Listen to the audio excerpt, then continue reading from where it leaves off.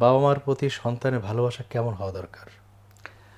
কেমন হওয়া দরকার? আল্লাহ এবং আল্লাহ রসুলের পরে সর্বোচ্চ মাপের হওয়া দরকার। বাবা মার আনুগত্য করা ফরজ।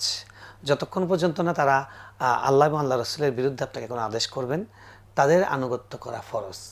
আপনার ওয়াইফ আপনাকে বলেছে তুমি ডান দিকে যাও, আপনার মা বলেছেন বাম দিকে যাও, এবং বাম দিকে যেতে শরীয়তে কোনো বাধা নেই, আপনি বাম দিকে যাবেন।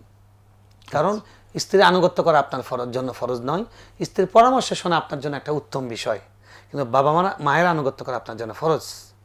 আর স্ত্রীর আনুগত্য আপনার জন্য করা ফরজ। স্ত্রীকে যদি বলে তার বাবা একদিকে যেতে, স্বামী আরেক দিকে যেতে, কোন দিকে যাবেন তার জন্য ফরজ হলো স্বামী যেদিকে বলছেন সেদিকে যেতে হবে। আমরা যেন বুঝে নিই যে ভালোবাসা এবং আনুগত্যের মাপকাঠিটা কী এবং কোনটার কতটুক, সেটা যেন আমরা বুঝে নিই। তো এই জন্য বাবা মার আনুগত্য করা, এবং আল্লাহ বলছেন যে ইহসানা, এই শব্দটা পড়েছেন যে ওয়াসাল ইনসান বিওয়ালিদাইহি ইহসানা।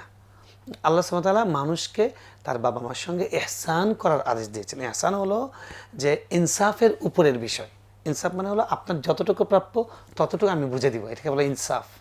আর ইহসান হলো তার থেকে 10 টাকা বেশি দেবো, এটা নাম ইহসান। আল্লাহ বাবা মার সঙ্গে ইহসান করতে বলেছেন, আধিক্য থাকবে। হ্যাঁ ইহসান করতে বলেছেন। আর স্ত্রী বলছেন যে যদি দাম্পত্য জীবন ইতি ঘটে তখন আওতাসরিহুম বিইহসান, তখন তাদেরকে ছেড়ে দেওয়ার সময় ইহসান করো, কিন্তু ছেড়ে দেওয়ার আগে বলছেন বিল মারুফ, অর্থাৎ উত্তমভাবে সৎভাবে বসবাস করো। তখন ইনসাফ করলে আপনি আল্লাহর কাছে পার পেয়ে যাবেন। কিন্তু বাবা মার ব্যাপারে ইহসান করতে হবে, তাই বাবা মার সঙ্গে উত্তম আচরণ করতে হবে। আপনাকে চেষ্টা করতে হবে বাবা মার হক বাবা মার জায়গায়, স্ত্রীর হক স্ত্রীর জায়গায়। বাবা মাকে ভালোবাসা দেখাতে গিয়ে আবার স্ত্রীর উপর জুলুম করা যাবে না, আর স্ত্রীকে ভালোবাসতে গিয়ে বাবা মার হক থেকে বঞ্চিত করা যাবে না। আমরা যেন ব্যালেন্স করি।